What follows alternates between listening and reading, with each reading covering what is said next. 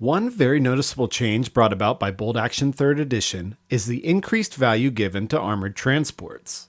APCs of all kinds are now more survivable, have increased utility, and cost fewer points to field than they used to. So, naturally, my Folgore army needed some. But the only Italian option, the autoprotetto, was not used in North Africa. Unfortunately, this means I will have to resort to crime to get what I want. The crime specifically, Grand Theft Auto. Protetto. Things are feeling right. You see the morning in a whole new light. There's hard work to be done. Another day yet to be won. The best part of waking up is Folgers in your cup.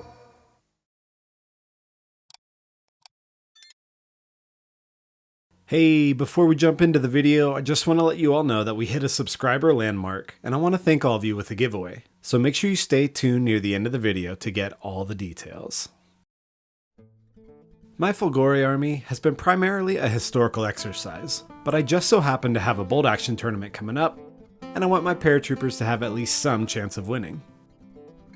Armored transports are all the rage here in Salt Lake City, and the Italians have access to two. Unfortunately for me, neither saw service in the same theater as the Folgore, and even for a tournament, I like to keep things as historical as possible, or at least historically plausible as possible. While Italian armored transports weren't found in the desert, British carriers were, specifically the Indian pattern carrier, which has a pretty similar stat line to the autoprotetto, and the autoprotetto is legal in the Italian army list. So, I decided to use the Indian pattern carrier model with the autoprotetto stat line and points cost. Seems like a simple swap, right? So why would I make a video about it? Some of my most asked about models from my previous army project are these Dodge trucks I built with kit bashed and magnetized passengers. They are super fun to put on the table, and I figured I could do the same thing for my Italians, except this time I'd film it. Alright, time to get behind the wheel of this project. Let's start with the driver and the gunner. I ordered my carrier from a vendor on Etsy, and the supplied crew came on these blocky seats. I want to recreate their dimensions, but in plastic. I used the resin seat as a template and cut out 3 blocks of plastic card. Once glued together, these blocks would be the same height as the resin seat. Clearly, I was not too worried about making these perfectly square, as they would be covered up by the butts in the seats. And speaking of those butts, they were sourced from the Italian sprue. I removed the legs at the waist and then used a combination of my knife and my cutters to remove excess plastic and to cut out notches where needed. This allowed the legs to sit more naturally against the seat, and once they were secure, the torso was glued on top. It looks really rough right now, but again, much of this will be obscured once the build is complete. The Indian pattern carrier has a weapons port for the front arc, and the autoprotetto also has the option for a forward-facing MMG. You can find a Breda Model 38 machine gun in the Caro Armato kit, but it is quite tiny, so I decided to mock one up from a Bren gun. Using the Bren found on the 8th Army sprue, I removed all the British bits, that being the stock, the weapon strap, carrying handle, and front sights. I also removed the magazine, as it was preventing the weapon from fitting through the port properly, but this would be added back later. Since this is a captured vehicle, I decided to use this head with a bandage to show that these desert fighters have been in the thick of it for some time now. The last bit was adding the backrest onto the seat. This was also cut out, poorly, from the plastic card sheet. I repeated these steps for the driver, but I just didn't feel like filming it. The next step in the project was creating removable passengers. I used a similar process for the passengers of my converted Priest Kangaroo in a video that I created a few years back, meaning I would be gluing together a few infantry models to create a block of passengers that would sit in the transport. I decided on these 3 bodies, 1 Italian and 2 Fallschirmjäger, as they are nice and static. My first move was to try and get the loose bodies to stand up in the passenger compartment so that I could get an idea of where my contact points would be.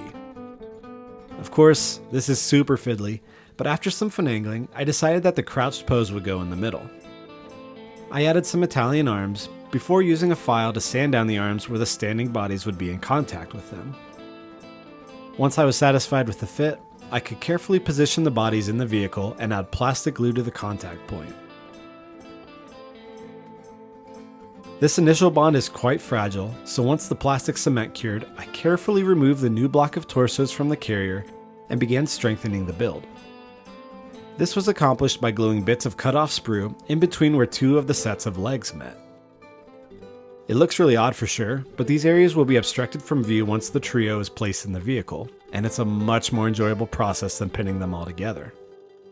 Once everything was secure, I removed details that were obstructing the placement but weren't visible, like this foot, and began adding the arms and heads to the torsos.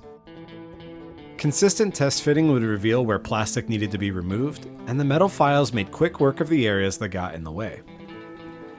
While all my Folgore have received a green stuff treatment, I did very minimal sculpting work on this trio of paratroopers.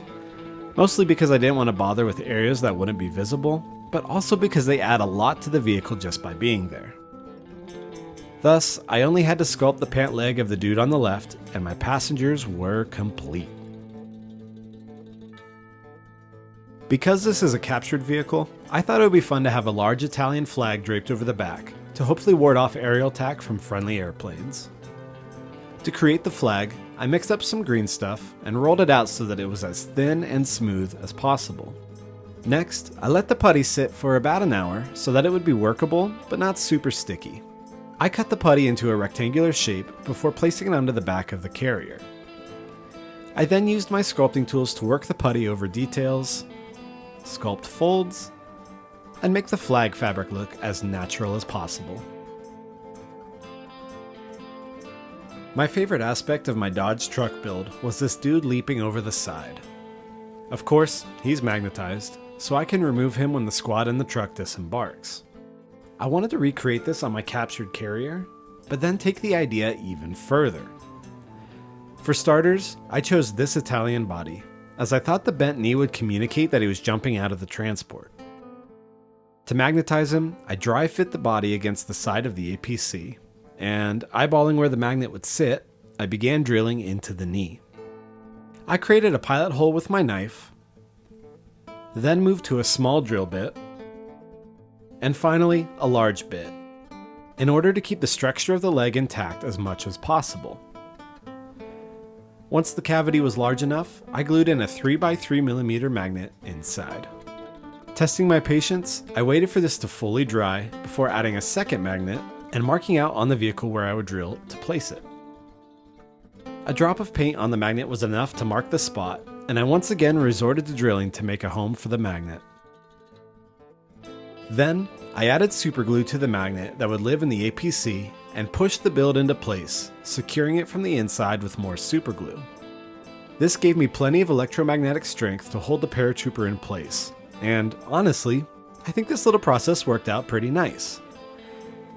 So nice, in fact, that I did it twice. The original pose didn't quite look natural to me, so I decided just to recreate the look of the GI leaping from the truck I did earlier. One thing you might notice is the big ol' magnet sitting in the torso there. Like I said, I wanted to take this idea further than before. So, to accomplish this, I decided that my leaping paratrooper would not only look cool, but would signal to my opponent what kind of unit is in the transport. Because I am unimaginative, there would almost certainly be only two types of squads in there, the first being a section of engineers. And nothing screams engineers like leaping out of a moving vehicle with 60 pounds of flammable liquid strapped to your back. To make this dream a reality, I started by cutting two sections of plastic card tubing and gluing them onto a square of the plastic sheet. This would form the flamethrower tanks. Moving on to the weapon itself, I liberated this arm from the 8th Army sprue, removed the pickaxe, and drilled a hole through the closed fist.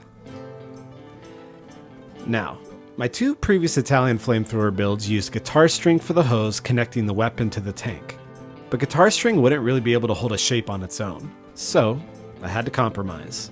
I grabbed a paper clip, which is a pretty good approximation for the flamethrower tube, and cut it to mimic both the tube and the connecting hose. I would dry fit then cut or bend the paperclip, and repeat these steps until I had the desired shape. Then I glued the paperclip to the tanks. This simultaneously created the look of the flamethrower, but also was sturdy enough to hold the tanks in the correct place when the arm was magnetized to the body. To finish the flamethrower build, I drilled a hole into some 1mm styrene rod, which would recreate the nozzle of the weapon. The paperclip was trimmed down, as was the styrene rod, before supergluing the nozzle into place.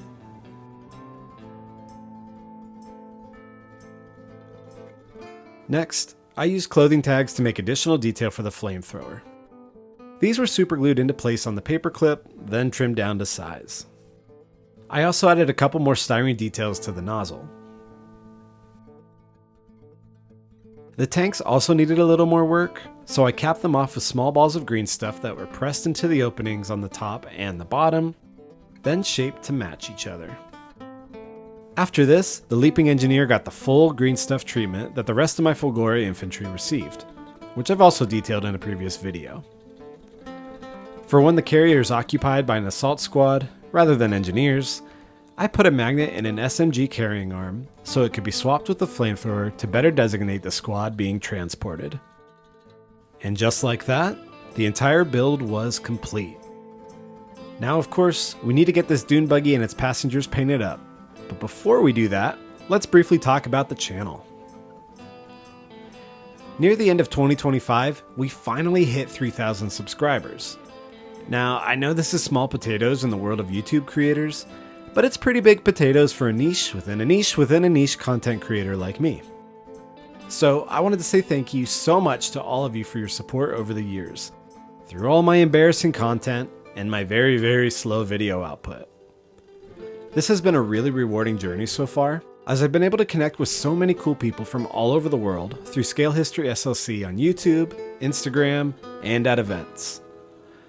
So to show you my appreciation, I want to do a small giveaway. To enter, all you gotta do is make sure you are subscribed to Scale History SLC, like this video, leave a comment on this video about what you'd like to see on the channel, or what you think of this stolen India pattern carrier build. Make sure to follow me on Instagram at Scale History SLC. The winner will be randomly chosen from the comments and will receive a Warlord Games gift card in your country's currency equivalent to $50 US. Thank you again so much for your support. But before you start writing out those comments, let's see the APC all painted up.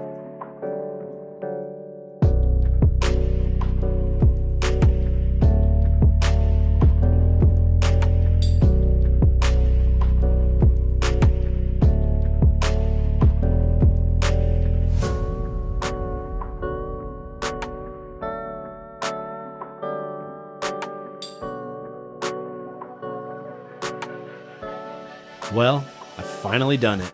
I finally added an armored transport to my El Alamein Folgore force.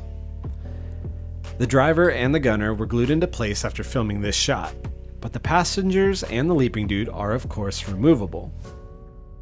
A sub-theme of this Folgore army has been making sure I communicate everything I can on the models, from magnetizing weapons crews, to having modular damage on my tank, and now to displaying to my opponent that my transport is occupied and who occupies it.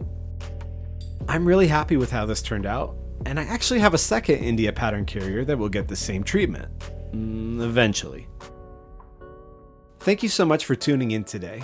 If you like this kind of content and want to see more of it, don't forget to like the video and subscribe to the channel. It tells both myself and YouTube that these types of videos are worth spending the time required to create them. But that's it for me, and we'll see you next time.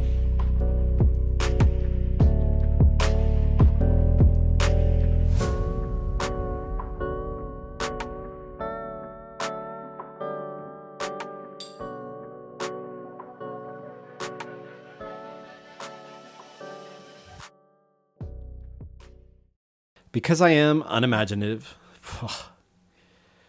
I should just have AI do my voiceovers.